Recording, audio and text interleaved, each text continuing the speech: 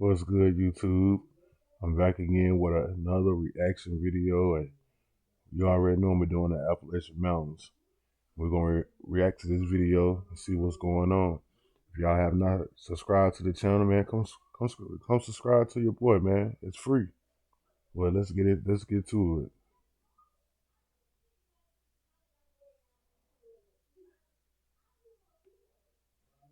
it. Every night there would be like a flickering light up around his grave, and there was no lights up there, like no solar lights, nothing like that. And it happened for a couple years, and then eventually it stopped, but it always happened at the same time every night. So kind of creepy. At my parents' house, they had wooden rocking chairs outside on the porch, and they rock by themselves sometimes at night. Also, my parents, they built a log cabin, and that's where I grew up. And log cabins, whenever there's temperature changes, the logs constantly expand and contract. So we're assuming this is what it was, but one night, it was late at night and we was all asleep, and there's just constant like thumping outside of the house. Like, it was so loud, it was deafening, and it was probably one of the scariest things, because we honestly have no idea what it was. But I couldn't even describe the sound because it was so creepy. And the only thing we could think of is it was probably the logs expanding and contracting because it was really, really cold. It was actually came an ice storm, so that's what we think it was. A few years ago, a distant family member passed away, but they lived up the same holler that I used to live up. And the moment that they took their last breath, the power went off in the whole holler.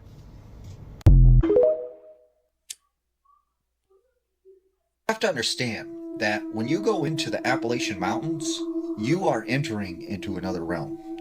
And there is a set of unspoken rules that you must follow.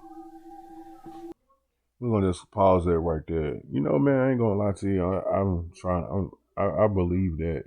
I'm definitely believing it because you got thousands of people, man. Got different stories about these mountains, man. Something got to be there. I feel like it could be a portal there. Rule number one, if you hear something calling your name, right, you didn't. There is nothing there. And you should not respond. Do not say hello. Do not say, who is it? Just run away. Because something is trying to gain permission. And by you acknowledging it, you are allowing it to come after you. If you hear screams in the mountains, right, you didn't. And do not go towards the direction of the screams to try and help. Because once again, something is trying to lure you. If you see people, you don't. If you hear crying, you're not hearing it. Do not respond to this at all because you are giving permission to whatever is in those woods to come after you. You won't have to work. You wouldn't have to worry about me responding to nothing. The only thing you'll hear me responding to is my feet going 100 miles per hour trying to get up out of there. Now, if you are to go camping in the Appalachian Mountains, right, you have to remember, at night, you must keep a fire going at all times. And it's not for warmth, it's not for cooking, it's to keep you safe. And if you are going to camp in a tent, make sure when you go into that tent, it is sealed up. There are no holes, there are no cracks. And if you hear any kind of screaming, yelling, or anyone calling your name, do not respond. Do not go to sleep. And if something wakes you up, stay alert, and once again, do not respond. Now, it's very important when you are walking through the Appalachian Mountains, if you come across a deer carcass, do not touch it, do not stare at it, walk away, ignore it, because this is something, once again, trying to lure you into the woods. Now, Heck no, man. if it comes to the point that something is chasing you and it gets you and there is no escape, fight fight as hard as you can, whether it's a person, an animal. Fight? Man, ain't no way. Ain't no way. If it's something else, though, and you know what I'm talking about, well, you just let it get you, right? Because at that point, there's nothing you can do. We can run. And there's an old saying, you go into the Appalachian Mountains with 2 bullets, right? You fire the first one at something that isn't a person, that isn't an animal. And if it doesn't run away, you know what to do. This might be one of the most chilling photos of anyone ever taken on the Appalachia Trail. This is Geraldine Largay. She was a 66-year-old nurse who decided to hike the Appalachia Trail, but she actually went by the nickname Inchworm. The photo I just showed you was the last known photo of her alive while hiking the Appalachia Trail. She was a very skilled and avid hiker. She had already hiked 950 miles of the Appalachia Trail. She was in Maine at the time of her disappearance and was hiking this portion of the trail alone. Apparently, she walked off the trail a little ways just to use the bathroom, but she wasn't able to find her way back and got lost. She did send a text to her husband at that time, but cell phone signal was really spotty and the text didn't go through. Over the next couple of days, she tried to send more text messages to her husband, letting him know that she was lost, but none of these text messages ever went through. After not hearing from her for a couple of days, her husband reached out to authorities to let them know that his wife was missing, and they deployed a huge search team in search of Geraldine. They searched for weeks and could never find her. Eventually, things started coming up thinking that maybe she had fallen off a cliff, that maybe an animal had gotten her. They weren't really sure what happened. And it wasn't until 2 years later that a contractor running like a forest survey for the U.S. Navy found a flattened tent out in the woods that was located only 2 miles off of the Appalachia Trail. It was discovered to be Geraldine's remains, along with her tent, all of her belongings, and she kept a personal diary that she wrote for 26 days while she survived out in the Appalachian Mountains. Her last entry was basically pleading with whoever found her body to just let her daughter and her husband know where she was found. Only a few of the diary entries have been released to the public. The rest has been remained confidential for whatever reason. This story is so sad, but there also seems to be a lot of unexplained things in this story. For one, why have the diary entries not been released? Two, like I said, Geraldine was a very avid hiker, and the fact that she got lost just a couple of miles off the trail is really odd. And then the third thing is, if she was only a couple miles off the trail, why was nobody able to find her until 2 years later? Let me know your thoughts on this story weird. Because I have been down a rabbit hole multiple times over this. So I'm very interested to know what you all think happened.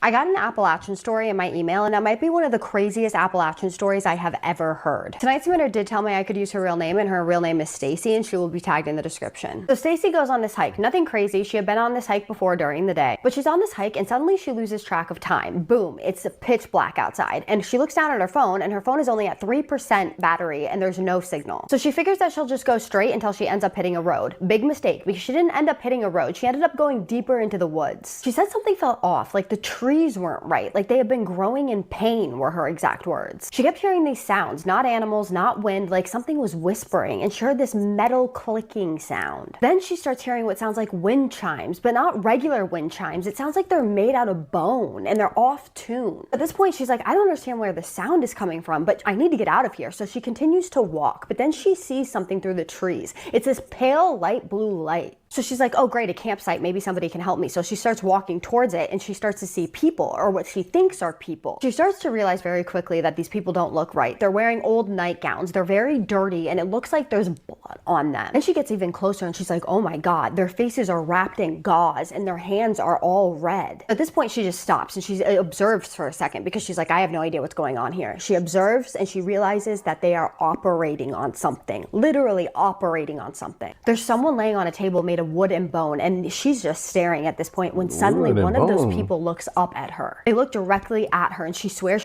Yeah, she say wood and bone. What the heck going on here? You need what the? Yeah, that's strange, bro. She couldn't see eyes, but she knew that they were staring at her. And then she heard a whisper. At first, she doesn't know what it's saying, but then she realizes what it said, and it said, "You're early.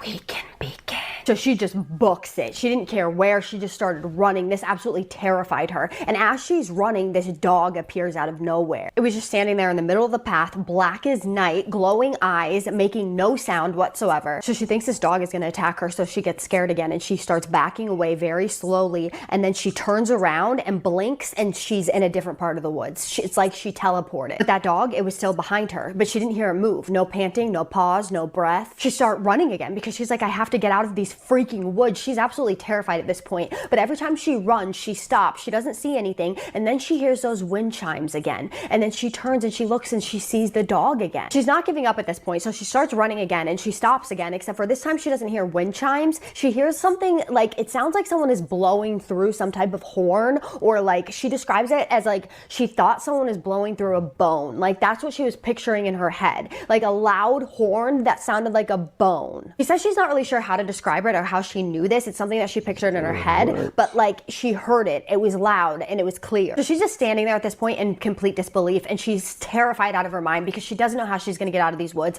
And as she's thinking all of these thoughts and hearing this sound through this like horn, she hears a whisper, and it says, "You're almost there. Let us open you up." This scared her out of her ever-loving mind. So at this point, she starts praying, and she's actually praying out loud, and she's saying, "God, the universe, someone, can you please help me? Like, I don't understand what's going on. I need to get out of here." Suddenly, she's alone again, and it's just her in the dark, but it's very, very dark. Finally, she breaks through the trees, and she sees a road, but it's not a road that she recognizes. It's stretched forever in both directions. No signs, just blacktop and trees. So at this point, she's trying to think rationally, and she's like, okay, I'm gonna walk until I see a car, or a car passes me. And suddenly a car does pass her, but it doesn't stop, even though she's waving her arms. She screamed too, but they didn't even glance or slow down. Then she hears footsteps behind her again, and then she turns around, but there's nothing there. So she turns back around and she sees this woman, but she's wearing a wedding dress. This woman is just standing on the side of the road, not moving, and she looks very pale, and she said that her eyes looked very sad. She does think it's a little weird that she's wearing a wedding dress and she's on the side of the road, but she's like, it's a person. Hopefully this person can help me and tell me where to go. So she asks her for directions, and she's like, hey, am I going in the right way? I'm trying to get out of these woods into this certain spot. And the lady goes, yes, you're going the right way. And so she thanks her, and the lady smiles at her. So Stacy turns around, and then Stacy turns back around really quickly to ask her another question, but the woman is gone. I mean, she said that there was no trace of this woman. There wasn't even footprints in the dirt where she was standing. But she turns around and she starts walking in the direction that the woman told her, and eventually she sees lights in the distance of a town. So at this point, she's like, thank God, familiar streets, street lamps, houses. And eventually she does get home, but she still doesn't know what happened out there. And different people have told her that people have gone missing out in those woods. Some were found wandering roads miles away, talking about a woman in white. She also found out that other people had exclaimed that they had seen this black dog in the woods, and that they had heard wind chimes in the trees. Everyone that she talked to said that if this ever happens to you again, if you see something, no, you didn't. If you hear something, no, you didn't. Which Stacy says this is nearly impossible for her to do. She was only gone for 2 hours, but it felt like an eternity. Only 2.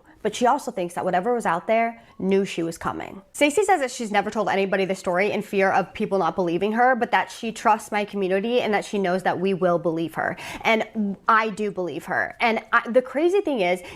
Well, I tell you what, Stacy, I believe you.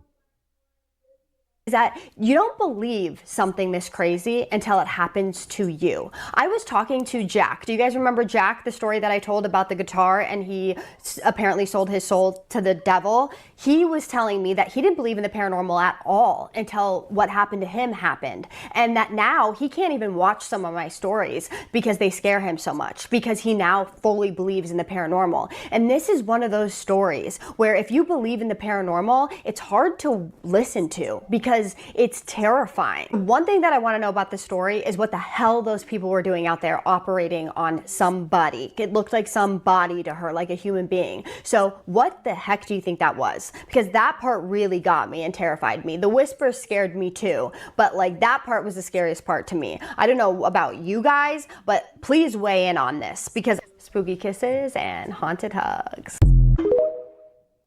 If you ever find yourself hiking in Appalachia and come across a staircase like this, do not go up it. Someone left this comment right here, and I started doing a little more research, and what I found is astounding. Wow. Y'all remember earlier in the video I just said, man, it gotta be like a porter or something that, look at this comment. That said there are porters there. I don't care if people believe this or not. It's true. And listen, I believe it. It's too much paranormal activity going on in one place, and none of I have not heard. I have not yet to hear the same story. It's always something different that took place in the mountains. There have been so many reported sightings of these abandoned staircases in the Appalachia woods, and it's a known rule that you do not go up these stairs. The story I'm about to tell you is chilling. This man had been hiking the Appalachia Trail for a few weeks when he came across this abandoned staircase in the woods. He said it was super out of place and that the stairs actually were like very clean, even though there was like a lot of leaves and stuff that had fallen. The staircase was like immaculate. Intrigue got the best of him, so he decided he would go up and just check it out and see where it led to. But he said as soon as he got to the top, everything just got eerily quiet. He looked around for a little bit at the top of the stairs. It was nothing too interesting, so then he just turned around and went back. But when he got to the bottom of the stairs, the trail was gone. He wandered around trying to find his trail for hours. It was starting to get dark out and he was really nervous that he was going to be stuck out there all night. And that's when he saw this like faint glowing light through the trees. The closer he got towards it, he noticed that it was a fire and it was a couple of other hikers that were camping out for the night. He was super relieved at first, but then something was off. He said their clothes were super out of date. They were wearing these boots that were like caked with mud. And he said that their backpacks, like instead of the normal hiking gear, like nylon backpacks, they were like these canvas totes. He said he walked up to the group and introduced himself, but they didn't say anything. They just smiled at him. He was really freaked out at this point and he was like, I'm lost. Can you all point me back to the trail, please? And they all just slowly pointed back in the direction of the staircase. At this point, he is freaking terrified. He turns around and like hightails it out of that campsite. Eventually, he was able to find his way back down to the trail, and this is the really freaky part. Once he gets back down the trail a little ways and finds a place where he feels safe to camp out for the night, as soon as he starts unloading his bag to put up his tent, the sun starts coming up. What he said should have only been about a 2-hour experience ended up being the entire night. This story had me spiraling, y'all. Have any of you all ever had an experience like this or heard of these staircases before? Drop it in the comments and let me know. The Appalachian Mountains are haunted. If this is the first video that you were ever watching about the Appalachian Mountains, you are about to go down the biggest rabbit hole ever. And if you are on the side of Appalachian TikTok, then keep listening because I have some things to say. First of all, don't come for my pronunciation. I am in the South and it's pronounced differently depending on where you are on the map. Just a little backstory. My dad grew up in South Carolina. His parents' house was technically in the Appalachian Mountains, and there was always weird stuff that happened at this house, and it wasn't until my 20s that I like put the 2 and 2 together. One time I was scrolling on my phone late at night on TikTok and I came across this video of a girl and her friend who had broken down on the side of the road. Everything turned out to be okay, but they were like, thank goodness we knew the rules of the Appalachian Mountains. And I went, the rules of the Appalachian Mountains? And that's what started my TikTok spiral. So when my dad moved into this house that his parents, my grandparents, built, there were some really weird things that happened.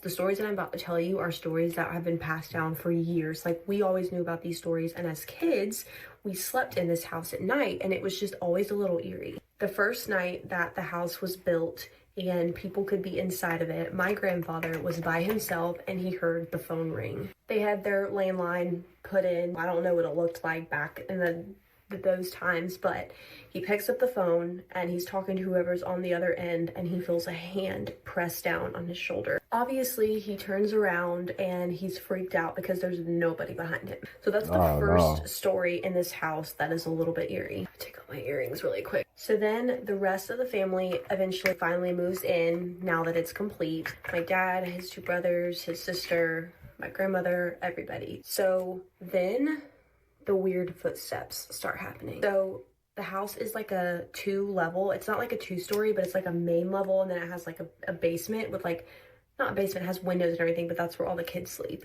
So there's this long hallway across that gets to the master bedroom where they are, and then underneath where all the kids are. My dad has a couple of his friends over. He's like a little kid, and they're down in the basement, like where all the bedrooms are, and they hear this heavy walking across the hallway, like with heavy boots.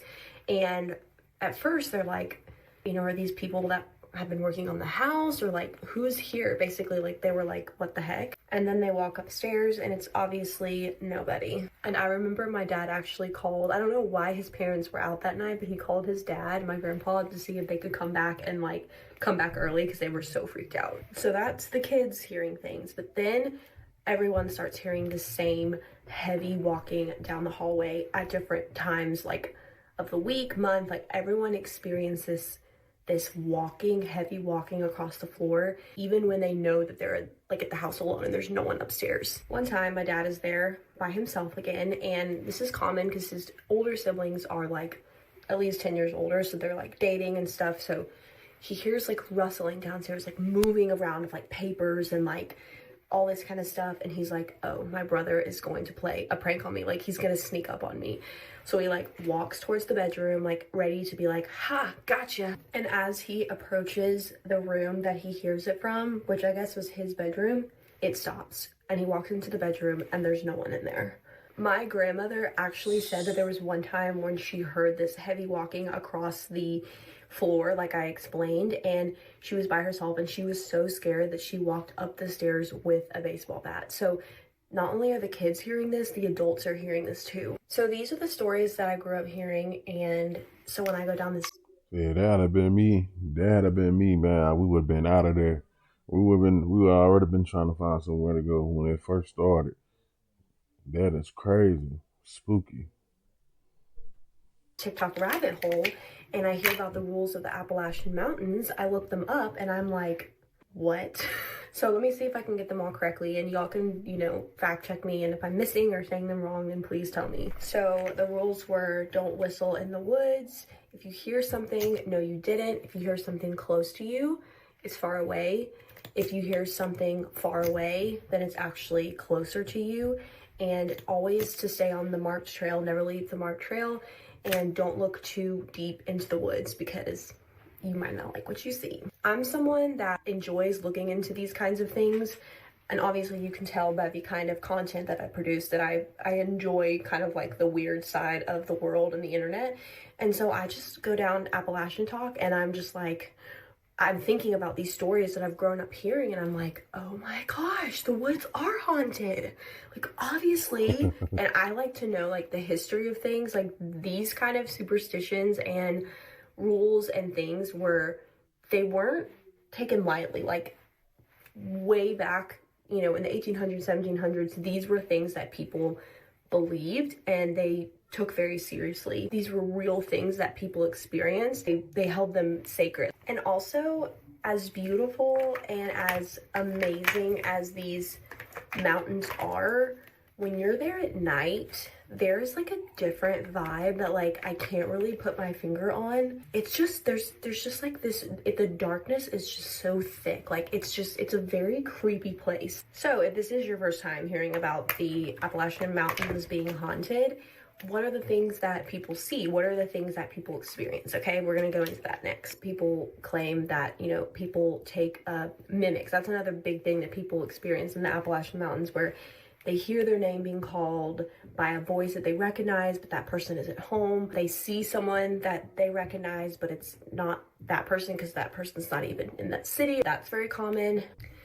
Cryptids like Bigfoot, Mothman, and then just like beastly like creatures. Like when I did my research, there's a lot of trail cam footages of these people entities, I guess. I mean, these stories are years and years and years and years of people's superstitions and experiences. So like I almost feel like it's kind of like small-minded of me to just be like, nope, none of it exists. So we are in the Appalachian Mountains this weekend, and every time I come up here, I love the mountains for what they are, but then when we're here at night, there's just like a different vibe and it just feels so eerie. And so I was like, well, I definitely have to come on and talk about it. We're in the Appalachian Mountains this weekend, and I just can't help but think about all the stories and the Appalachian Talk, and I want to know your thoughts. So y'all leave me your thoughts. I want to know your stories. I want to know your thoughts and opinions on this topic. I'll see you guys in the next video.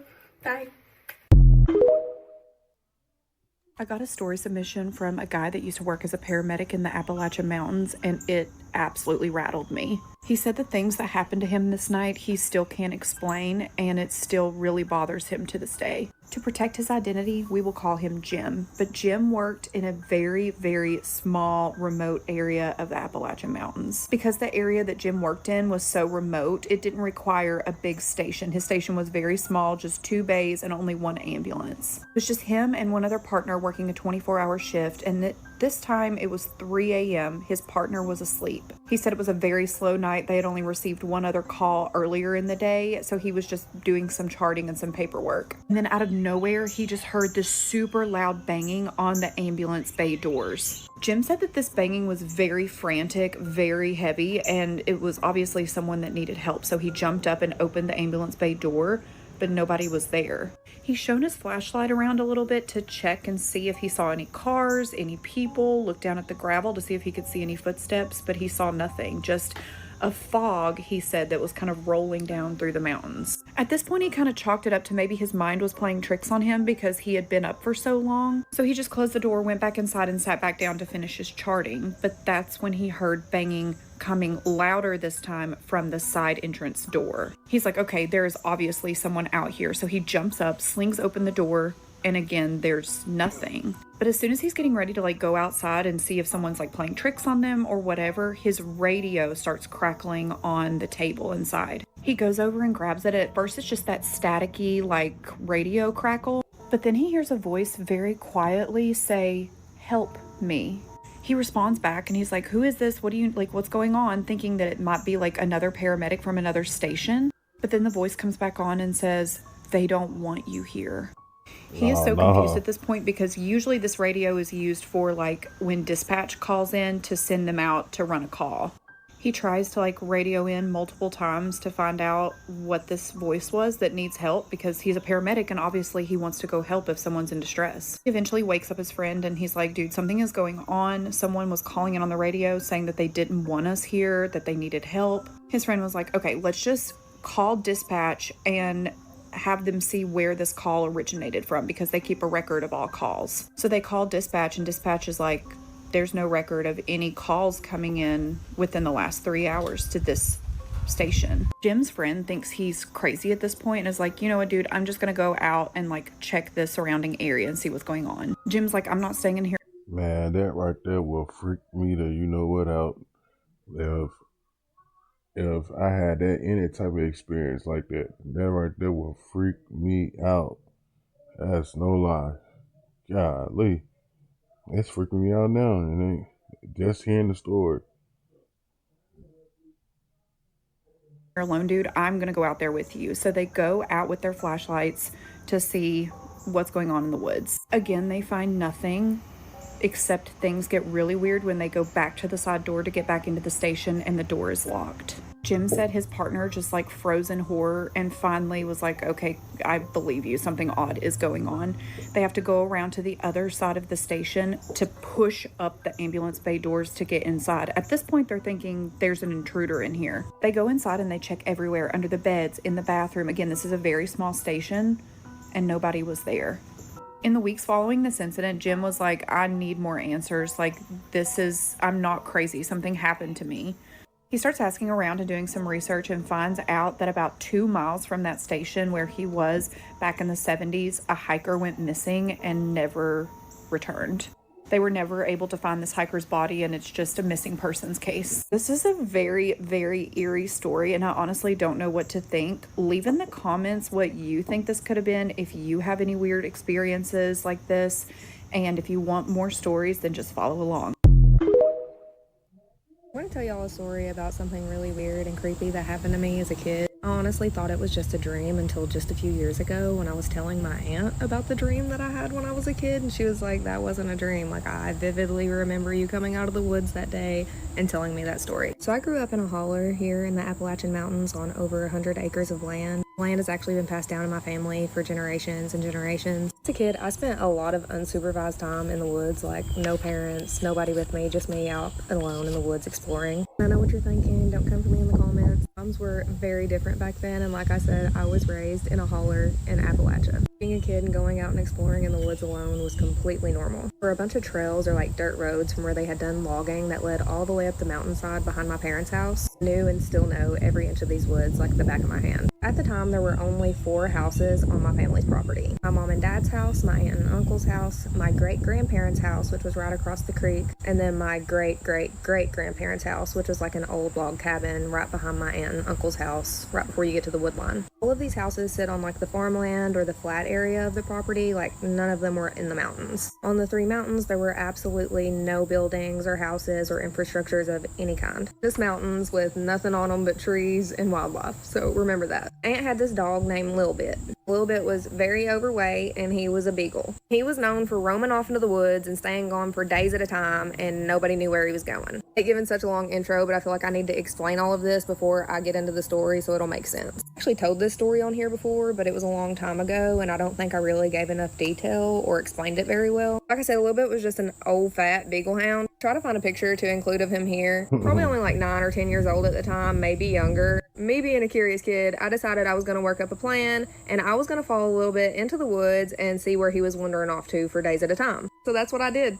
And like I said, I thought for the longest time that this experience was just a dream because it was so bizarre and just unexplainable. So let's just get into it. It was a beautiful fall day. I remember the leaves being like peak fall colors. A little bit took off into the woods up the log trail behind the old log cabin that my great-great-great-grandparents built. I followed behind him. We were walking for I'd say a good few hours. First we were following the log roads, but after a while, a little bit took a turn and went off the log road. Like I said earlier, I knew this set of woods like the back of my hand, so I was comfortable following him off trail. He kept walking deeper into the woods into an area that I was familiar with, but for some reason this day it just seemed different. A little bit seemed like he was on a mission, like he knew exactly where he was going. That's when all of a sudden we come up on this like clearing in the woods. There was a log cabin there that looked like what I would imagine my great-great-great-grandparents' cabin would have looked like back in its prime. There was a clothesline with a sheet, towels, and clothes all hanging to dry. There was a lantern lit in one of the windows. It wasn't dark outside yet, but the sun had started to go down in the sky some, so it was like kind of shaded in this area at this point of the day. I was just standing there really confused because I knew that there was no cabin here. A little bit ran straight up to the door as if he had been there 100 times. I saw a silhouette or like a shadow of a person walk behind the lantern in the window towards the door as if they were coming to open the door for a little bit. I don't know how to explain it, but it didn't feel real and it didn't feel right. It was almost like I had stepped back in time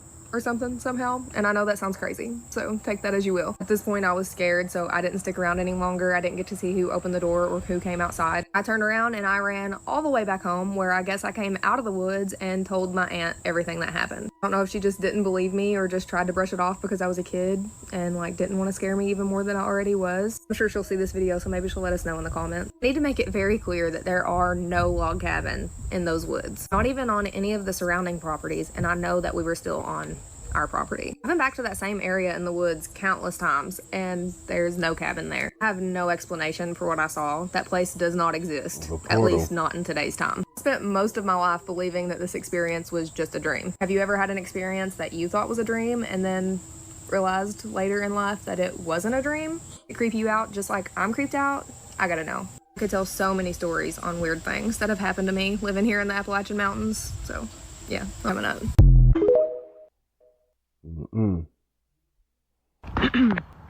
I am so exhausted because I had the weirdest experience of my life last night. While sleeping in my tent, I woke up at 3:44 to some extremely loud music playing in the middle of the forest, like new age XXYY with ZZ, I don't know how to say it, spiritual alien type stuff. And it was so loud. It was like a religious stadium had music playing at 3:44 in the morning or something. I don't know how to explain it. It went on for hours and it freaked me the F out. I seriously was like, did I die? Like, what's going on?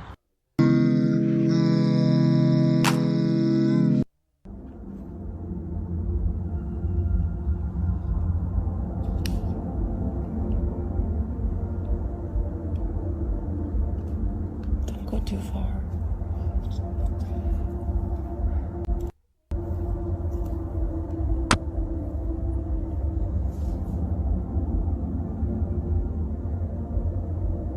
Bro, if that was she heard, man, that is wild. It is definitely something there, bro. It's definitely something there. Some type of portal is there. If that's what she been hearing, or what she playing is what she was hearing for hours, yeah, something's not right. I'm like really scared.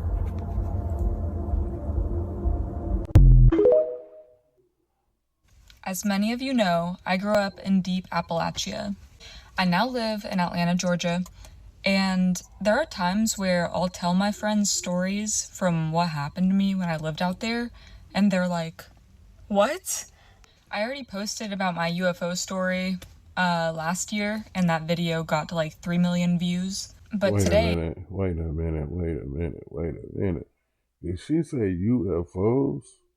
Oh man. I'm going to tell you guys the story of when I was a kid and I encountered a skinwalker, or at least what I thought was a skinwalker. I hate long intros, so I'm just going to get into the story. The place I lived was a place called Jasper, Georgia. It's right next to LJ, and I lived in the place where the show Squidbillies was based on, and we have a Squidbillies shrine in our town center. I had a friend that I would stay with pretty often, and her family owned a 300-acre farm. And when I say family, it's just her and her mom who live there. And so they have like all these farm animals, and they have different parts of their land that you have to walk through trails in the woods to get through. Like, in order to get to one barn, you have to walk through the woods for like 10 minutes just to get there. So there was one day that I was sleeping over there, and we had been home alone all day. I was probably in 3rd grade when this happened. Some of you might ask why me and my friend were just like 2 3rd graders alone on this farm. And it was because my parents were getting a divorce, and so I needed a place to go, so I pretty much lived with this girl at the time. But back to the story. So my friend's mom was on the way home, but I guess there was like a lot of traffic, or she was running late or something. So she called my friend and she asked her if we could like go down to one of the barns and feed the horses before we went to bed. So at this point in time, it was probably like 8 o'clock. The sun was going down. It was about to be nighttime. You could still see the sun and the light when you're in the open field, but in the woods, it was like pretty dark. Like there was no sunlight. So my friend and I started walking through the pasture to the woods, and she had a flashlight with her. We got to the woods, she turned the flashlight on, and we started walking. We were walking for maybe like 3 or 4 minutes through these woods, so we're about halfway through the trail, and we're just talking about some shit and laughing. And then all of a sudden, my friend just stops talking, and like I was kind of just like looking at her, like as we were speaking. I wasn't really looking in front of me. And then she just like drops the flashlight and starts sprinting in the opposite direction, like back to the house. And so I was like, "You okay, Rebecca?" And because that was her name. And I turn and I see her sprinting, and the flashlight was just like on the floor in front of me. And I was like, what the fuck? So I turned back in front of me and I just see like maybe like 10 feet away this gigantic like white figure. And I didn't look at it for long, but just like the sheer height of this thing, whatever the fuck it was, scared me so badly that I looked at it and immediately was like fight or flight mode. Like I felt danger. So right when I looked at it, I turned the other way and fucking booked it. I was running faster than I'd ever ran before. So fast that I passed my friend, and I was like running and pissing my pants at the same time. Like that. Listen, man, I do not blame her 100%. That would be me. I would be doing. That would be me. I'll probably be pissing and shitting on myself. That's how fucking scary it was. And so I ran all the way back to her house, and in my brain, I was like, what is the one place I can hide right now, where no one will find me? And the only thing I could think of was like, I just ran to the laundry room and I got in the dryer. And so I was just sitting in the dryer, and it was like one of those old school dryers. It wasn't like plastic clear cover. So it was just like a white door that closes it from the front. And so I was just in there. I was like curled up in a ball, and I waited like, I don't know, what seemed like 15-20 minutes. I was just in there covered in piss. And eventually I thought that whatever the fuck was in the woods had like killed my friend. And so I was just crying and like I was freaking out. But I was also terrified and didn't want to die. So I was just sitting in there. And then eventually my friend walks through the door, and I can tell that she's crying and she's like hyperventilating. She's like like I hear that. And so I open the dryer, and she's like scared when I open it, obviously. And I was just like also crying, and we hug each other, and I was like, where did you go? And so she told me that she had ran and she got into like this trailer that was kind of near the house because it was the only place she could think of to hide. And so we were both hiding, and I guess she just like mustered up the courage to run to the main house. And so we were both just like trying to explain what we saw and like put together whatever the fuck that was. And this was like 2008, maybe 2009. So I think I was like 12 or something when this happened, but this was way before like creepypasta or like any of these stories were like even around. So we couldn't even put a name to like what the fuck we saw out there. And so when her mom finally got home, we tried to explain what just happened, and she just like dismissed us, and she was like, you girls are just like overreacting. You guys saw a bear or like a deer or something, which is still terrifying if we saw a bear, but it definitely was not a bear because this thing was like pure white. And in the dark, it's like the only thing you can really see is like, if there's someone standing in front of you with a white t-shirt, like you're gonna see that. But this thing was completely white, and that's all I remember is just like this gigantic, like 7 or 8 foot tall thing just like standing right in front of me, staring at me. And so I'm not friends with this girl anymore. I haven't talked to her in probably like 15 years. But I just remember that story, and I remember being so scared that I pissed myself. And the only thing I could think of that being is like a skinwalker. So maybe that is a skinwalker. But yeah, I hope you guys enjoyed that story. Well, guys, I guess I'm gonna end it right here. These was definitely some wonderful stories, man. If y'all like what I'm doing, man, hit that subscribe button, man. And do me a favor, man. Hit a like on the video and push it out to other people, man. Y'all catch me in the next one. I've never told that on here, so I hope you guys were entertained.